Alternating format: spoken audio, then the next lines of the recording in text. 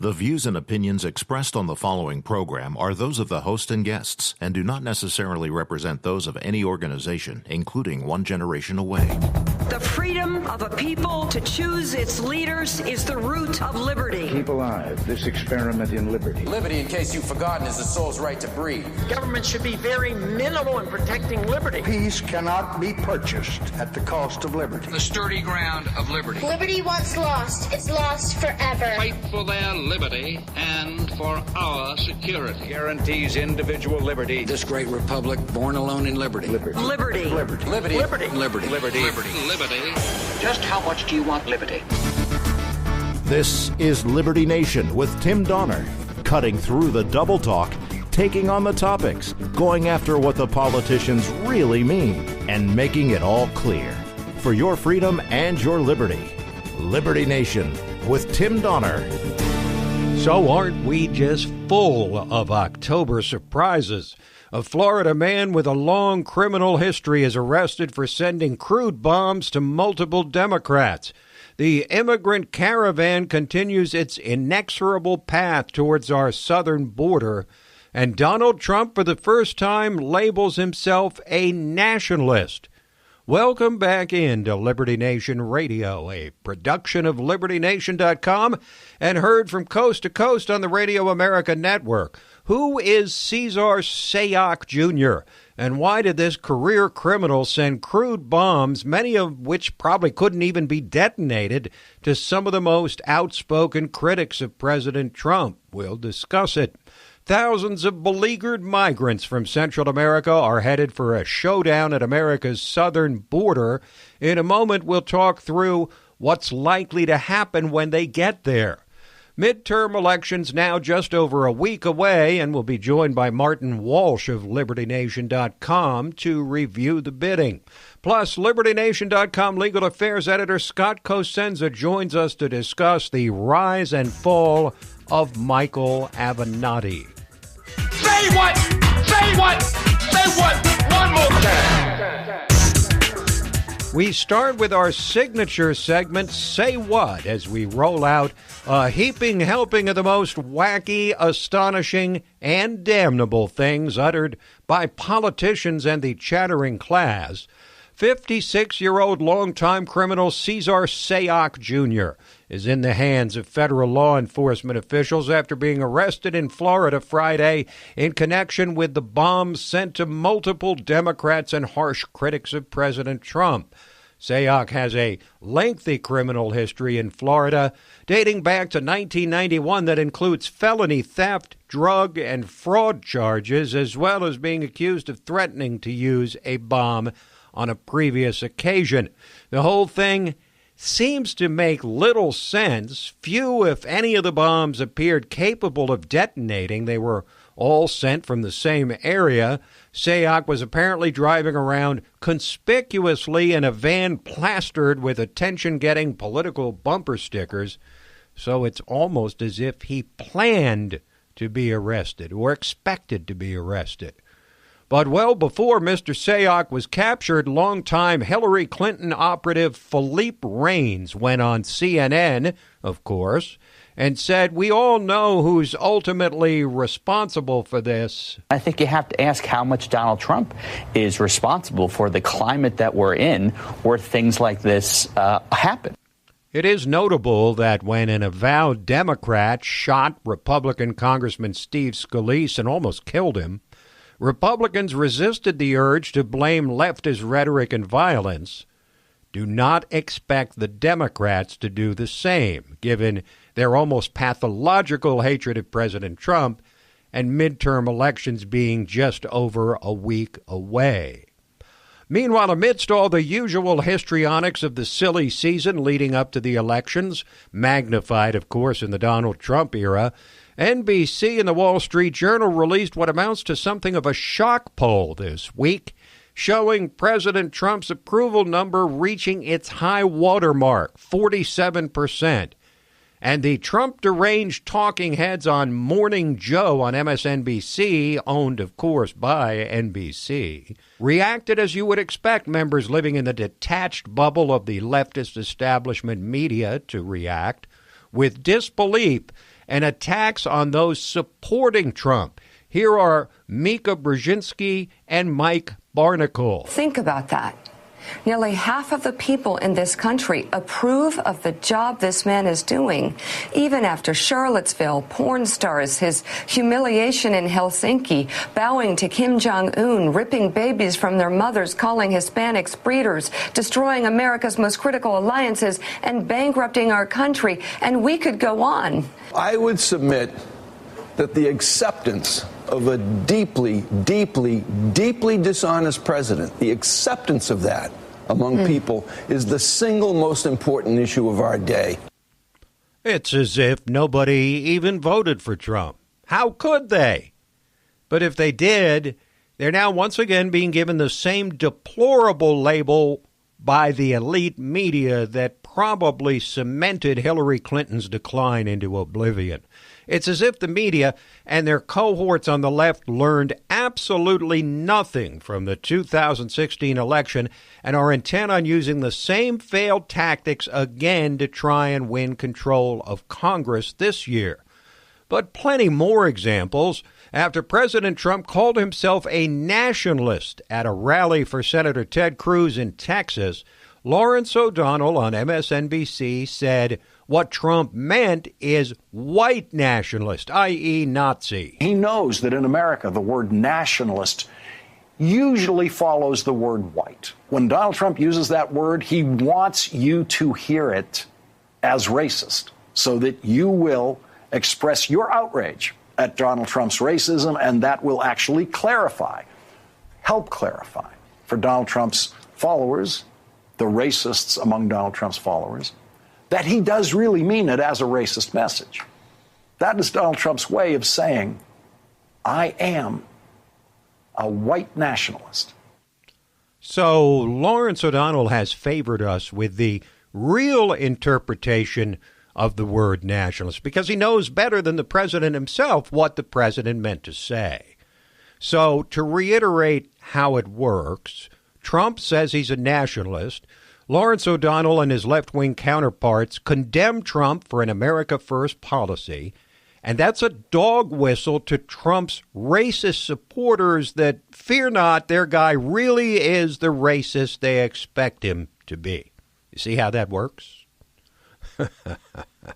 But that wasn't the end of it, of course. Here's the infamous grandstanding White House correspondent on CNN, Jim Acosta, in a statement to the president disguised as usual as a question, and then his remarks later that day. Mr. President, just to follow up on your comments about being a nationalist, there is a concern that you are sending coded language or a dog whistle to some Americans out there that what you really mean is that you're a white nationalist. When you're demonizing immigrants, migrants coming up from Central America, trying to make their way to the United States and apply for asylum, when you're demonizing Middle Easterners and making the suggestion that they're terrorists and so on in that caravan without offering any proof, and then calling yourself a nationalist in front of thousands and thousands of people, I don't think it's a stretch for a lot of Americans out there to wonder whether or not the president is secretly considering himself a white nationalist. So, of course, Acosta and his fellow travelers in the virulently anti-Trump media are taking it as an article of faith that all the people in that caravan are pure as the driven snow. But listen carefully to Jorge Ramos of Univision, foremost advocate for the rights of illegal immigrants, as much as admitting that there are criminals in that caravan. None of them have been in the United States before, so some of them, yes, have been deported, but the majority not. The vast majority of these people are not criminals. They're not terrorists, and they're not even immigrants. They're refugees. We cannot prejudge them. We cannot say all of them are criminals. Did you hear that? Some of them were deported by their countries. Not all of them are criminals. That's essentially proof positive that Trump is correct when he says there's bad people in that caravan, and we'll talk about it more a bit later in the show. Now, since the alleged perpetrator of Bombgate, Cesar Sayoc Jr., is a Republican, Democrats can now position Trump supporters and conservatives in general as just as crazy as them. And in a very revealing ad, Missouri Senator Claire McCaskill, who's in one of the tightest races in these midterms, as much as admitted that the Democrats have gotten crazy. Well, I don't always agree with Claire McCaskill, but she works hard, fighting against those tariffs, doing all those town halls. And Claire's not afraid to stand up against her own party. Yep, and Claire's not one of those crazy Democrats. She works right in the middle and finds compromise.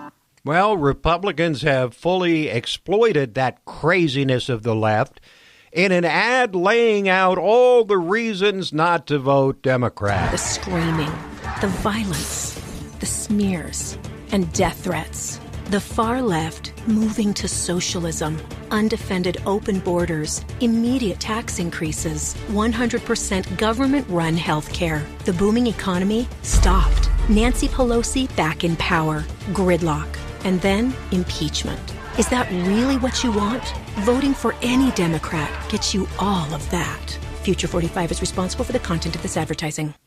But as ads go, the craziest one of them all had to be this one. I was trolling for ads on the internet and had to watch this one like 3 times to be sure I was actually seeing and hearing it correctly. It's Al Gore promoting a congressional candidate. She's smart, tenacious, and she's ready to create a healthier world for us all. She's got terrific expertise in clean energy, and her platform for reducing carbon emissions is strong and achievable. That's why today I'm proud to officially endorse Earth for Congress. I'm Earth, and I approve this message. Now, folks, Earth is a penguin. Let me say that again. Al Gore did a political ad for a penguin. Seriously. I will leave it to you to decide if this is really clever or a sign that the former vice president and environmental activist has lost his marbles. Up next, Midterm Madness. Liberty Nation with Tim Donner.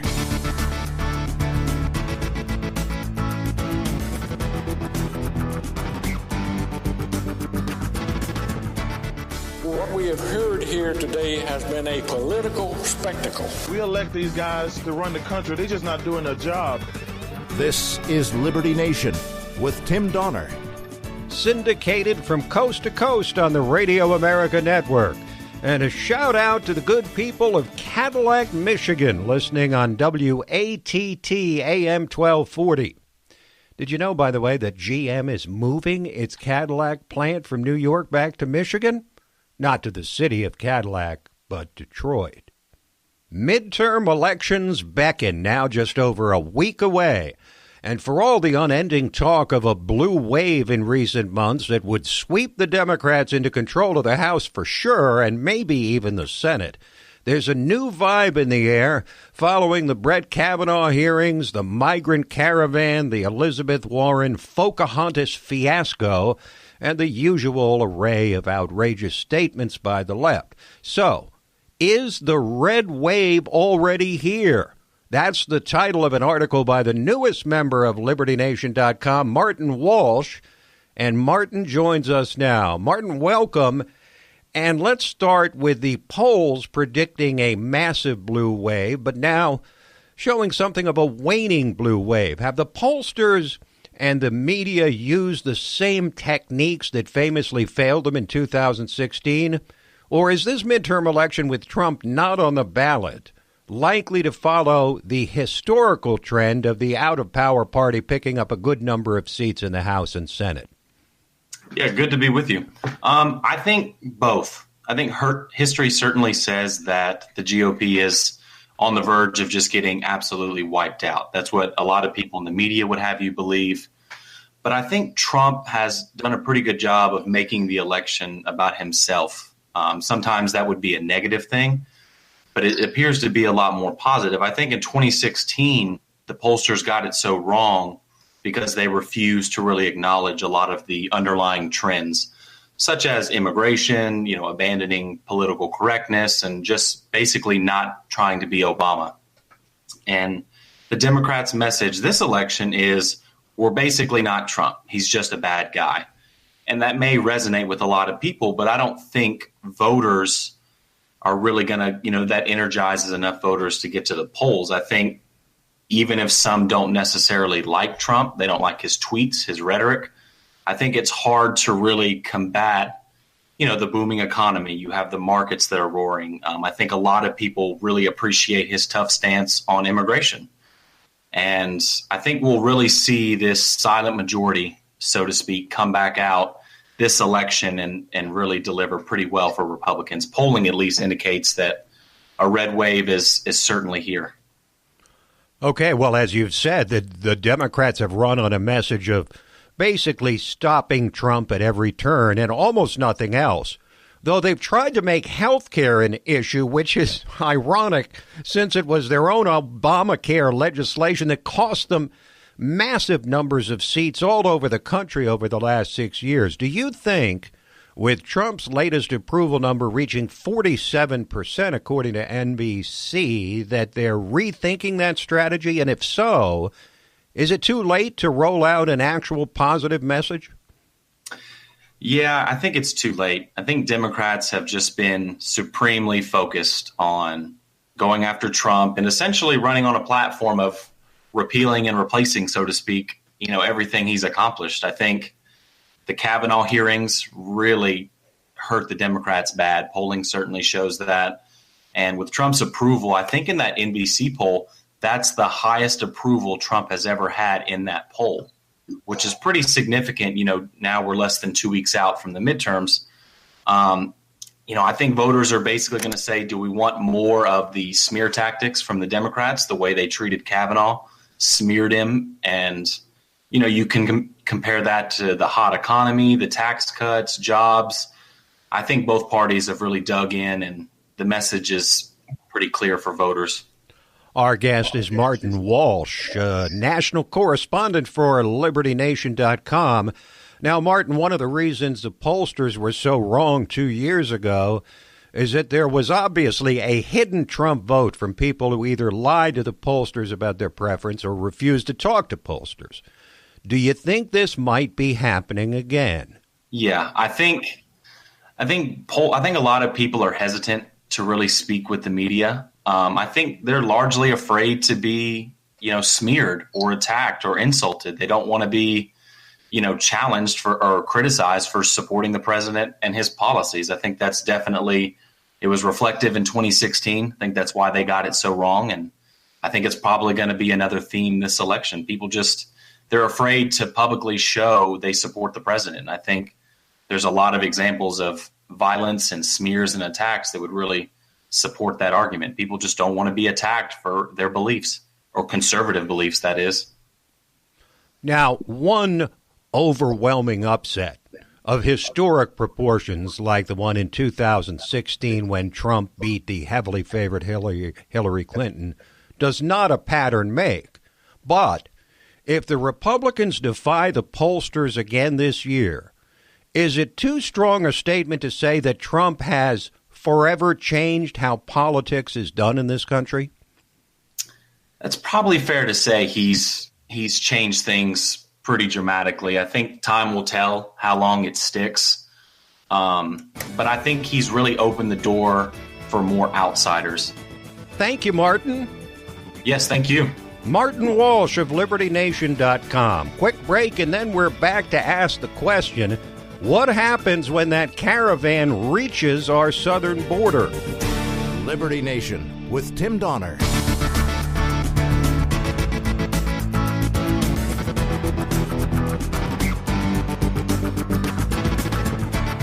What we have heard here today has been a political spectacle. We elect these guys to run the country. They're just not doing their job.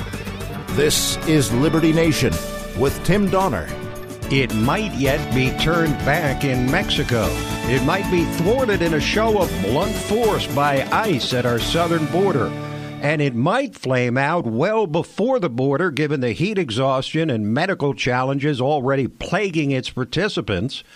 But the already infamous Caravan, a contemporary and land-based version of the 1980 Mario boat lift, which deposited Cuban undesirables on American shores, looks ever more likely to precipitate a human and political crisis of epic proportions and a showdown at our southern border, pitting the power of the American president against long-established international norms regarding refugees.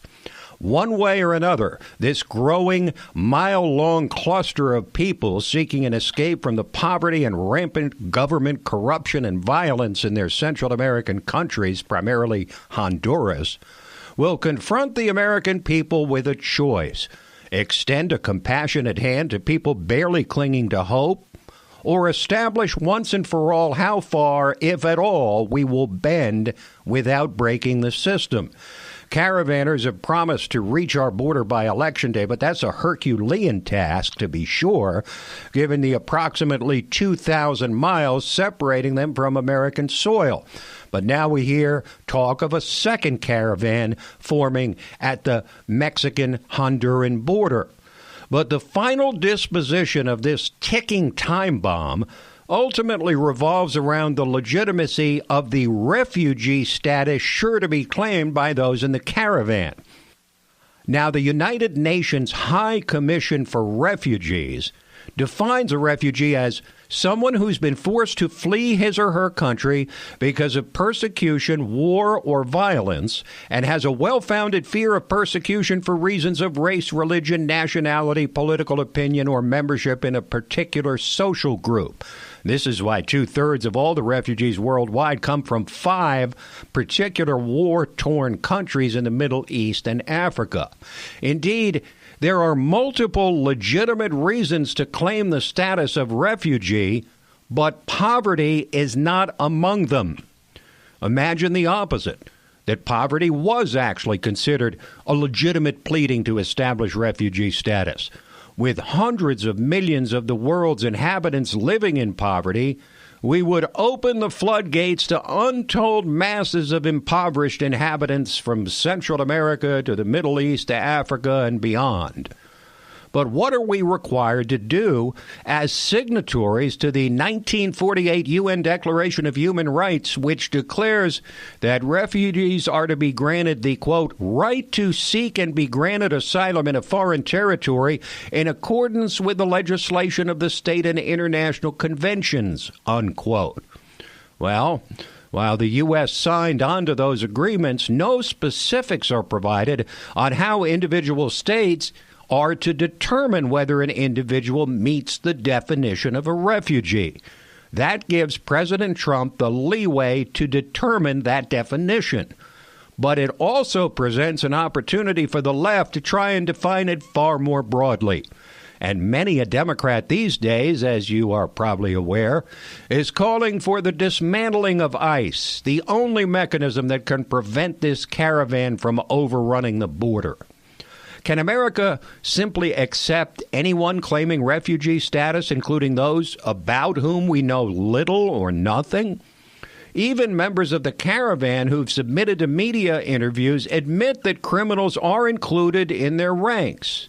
We played earlier for you the remarks of Jorge Ramos about the fact that not all the people in the caravan are criminals, which, of course, tacitly admits that there are criminals among the caravanners.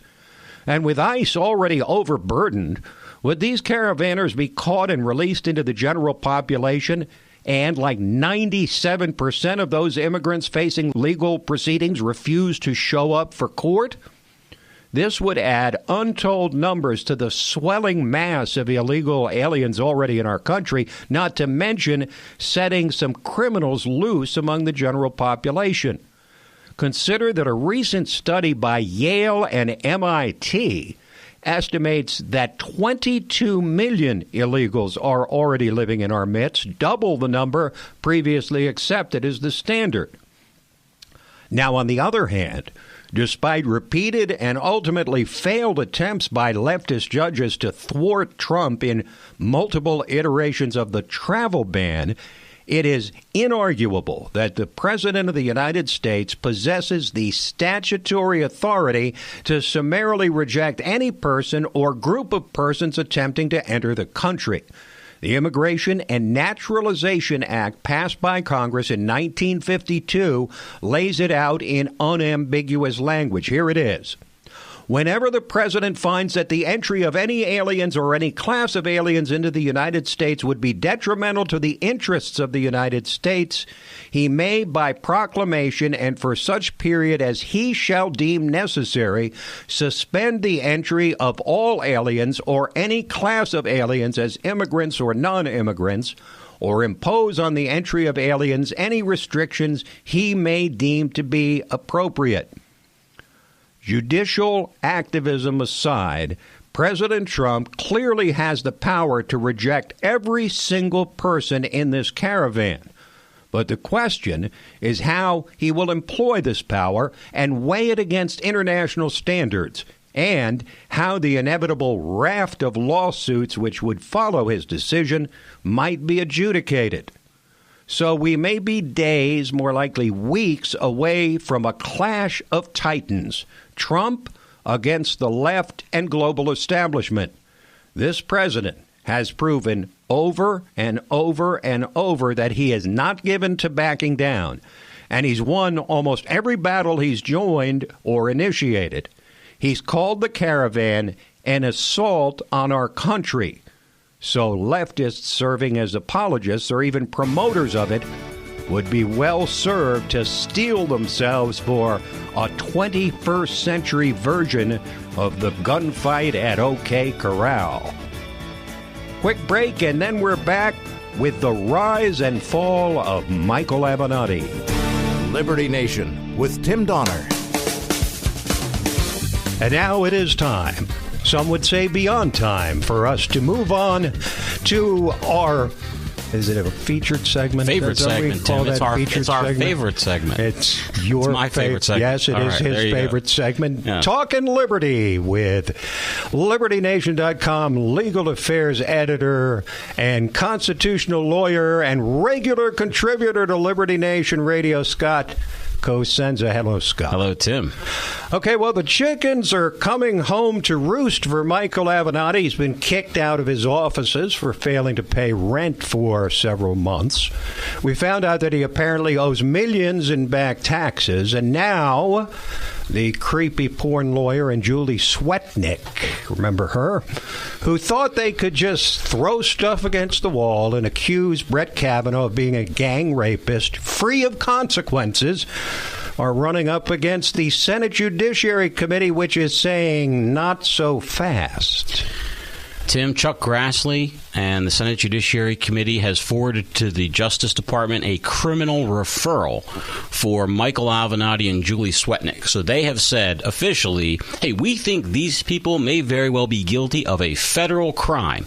And we're going to detail for you the circumstances which lead us to believe that and request that you go ahead and investigate it. Now, Tim, the referral from the chairman of the Senate Judiciary Committee has a bit more power than if you perhaps wrote an email to the FBI asking them to investigate. That's Mr. a big Avenatti. deal, especially when the Justice Department is run by a Republican president. It is a huge deal, Tim. And whether or not there is meat on the bone here in terms of a criminal act, and, you know, in my very brief sort of look-see at the letter, it depends on what they knew and what their motivations were a little bit. If there are if there's an investigation that reveals more, it could easily go to where I think criminal liability would attach. But right now, it's a bit premature. It is probably appropriate, though, to investigate. And, you know, I think, Tim, you know, you kind of damned both Swetnick and Avenatti in that intro to the story. And I don't know that it's appropriate to damn Ms. Swetnick, because lay people are allowed to be imprecise and careful in their words. And, imprecise, saying that he participated in 10 gang rapes? How imprecise is that? You know, it's up to the lawyer. Her attorney should have done a better job with her. And he didn't apparently corroborate any of the information himself, because we know that the names that they provided themselves to NBC News. They provided 4 names of people who would corroborate some portion of Ms. Swetnick's story. 2 people never even got back to them.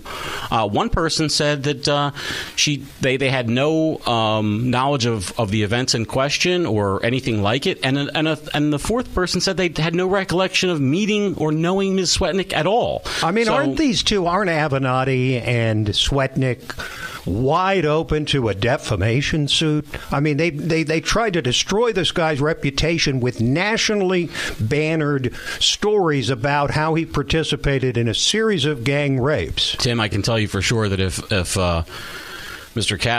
Associate Justice Kavanaugh was Mr. Kavanaugh at this point, right? If he didn't get, if he had to resign his court positions altogether, then I would be guaranteed we would have seen that libel suit. But because he is an Associate Justice on the Supreme Court, I predict there's no way in a million years he will want to go down that road. He's won, and that's not going to make anybody feel better to kind of relive that event for years, which is what would be required, Tim, if he were to sue for that cause of action. You know, it just seems that Michael Avenatti thinks that the president is a piñata and he can just keep pricking holes without consequence, that he can just say anything and do anything with no legal or other consequences. Excuse me, Tim, you're wrong about that. The consequences is that he and his clients get to be rich and famous. That's the consequence. He gets to be the belle of the ball, at least when he delivered. Now, given what happened with his anti-delivery on the Kavanaugh thing, maybe that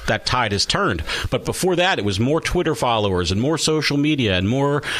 Maybe he's going to be president. The one thing I can be sure of, Scott, is that it's not going to end well for Michael Avenatti. Until he runs for president, of course, which he'll announce next year. My theory, Tim, Tim, is that he is very much like Donald Trump for the left. Well, Donald Trump built a real estate empire as one of the most famous men in the world. He didn't do it by chasing ambulances. Trump has actually produced things. He actually has buildings. He has properties. Michael Avenatti, what has he ever produced other than lawsuits? Yeah, judgments for his clients. And if you're one of the clients that was wronged by a medical device and now you can afford a nurse to come and help you feed yourself, then he's produced a lot for you.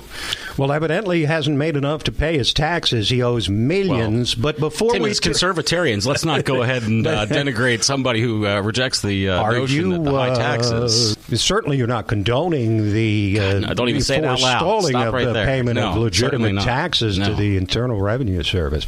All right, the lawyers for one of the Russian companies charged by Special Counsel Robert Mueller's office over its 2016 activities, they argue in a new court filing that interfering in U.S. elections is no crime at all. It's an interesting statement to parse. Yeah, I just came across the filing a second ago, and this sort of hasn't been written about very much yet, but it is kind of interesting that was their reply. In other words, it was a dual reply, right? The first reply is arguing in the primary, no crime has been alleged. There is no such crime as election interfering. And then in the second case, they argue in the alternative, if it is a crime, or if it turns out to be a crime, we also didn't do it in that case. Yes. So in either case, we're okay because it's not a crime and we didn't do it.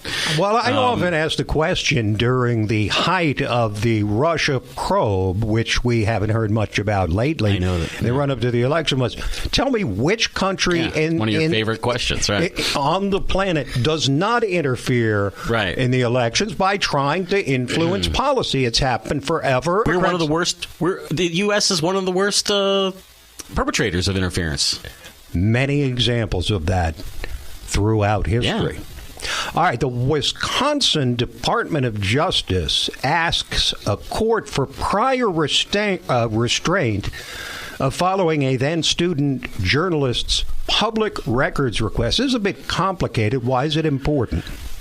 Prior restraint, Tim, when you hear those words, this is like a free speech advocate's, what's the word I'm thinking of? Klieg-lights and Klaxonhorn. That's it, yes. The Klaxonhorn, that's what I was going for, of alarm. Prior restraint is when the government tells you before you have spoken. and spoken in this form would be a written publication, that you can't speak. It is anathema to all that is holy in free speech and free speech law. Isn't it like arresting someone for a crime you think they're going to commit, or you're convinced they will commit, but they haven't committed it yet? It's uncomfortably like that for me and for the courts, Tim, who have almost unanimously said that it's not bueno. And in this case, Alex Nemec is the name of our hero. He is a student journalist who writes for the Advance Titan, a student university newspaper at the University of Wisconsin, Oshkosh.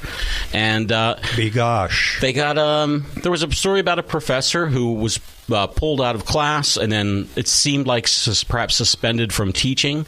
And obviously, that's a story of some interest to the students on campus. Mr. Nemec was writing about that and reporting about it, and he filed a Freedom of Information Act request to get the records about his professor's what happened and why this man was pulled out of class. Well, they inappropriately sent him like the unredacted full story about this professor's personnel file, and it was their mistake. The university went ahead and did this. The professor had actually challenged the university to not even release any of his personnel file, but they were entitled to some of the details pursuant to their Freedom of Information Act request, but certainly not, Tim, the unredacted file. So they, because of their mistake, then went to the Wisconsin Attorney General and said, make sure he doesn't say anything about the stuff that we just inappropriately gave him. And that is not the cure. It's certainly not good at all for the professor who's had his privacy rights violated. But sadly, the fix for him is to wait until the publication, if it occurs, and then sue the state and the university who has wronged him.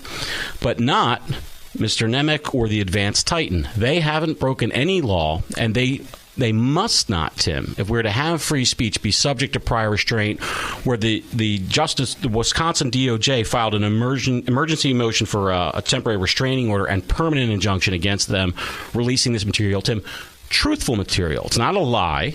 It's a government record. And they have it. And they should be. They have to be allowed to publish it in a free society. Now, I believe that one of the most famous cases where prior restraint was at issue was the Pentagon Papers, where the government was beseeching the major newspapers of the time, still are, New York Times, not to publish it. Now, they were trying to use persuasion, but they were going beyond that. Oh, absolutely. They were going beyond persuasion, and that is one of the landmark rulings in this area that says you cannot do it. If you want to arrest somebody who stole papers from the Rand Corporation and gave them to the New York Times, go ahead and arrest them.